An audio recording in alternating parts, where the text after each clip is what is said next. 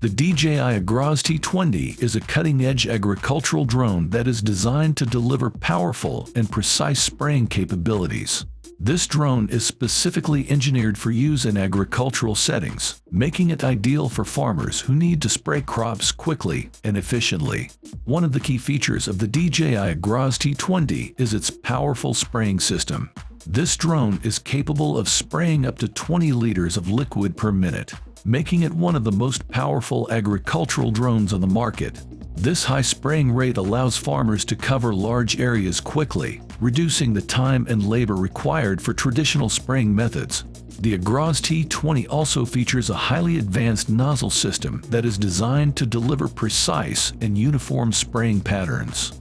This nozzle system can be customized to meet the specific needs of each farmer, ensuring that the right amount of liquid is sprayed onto crops every time.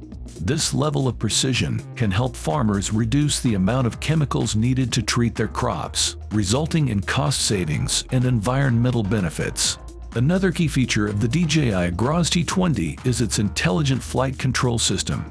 This system uses advanced algorithms to plan flight paths and control the drone's movements, ensuring that it can fly safely and effectively in any agricultural setting.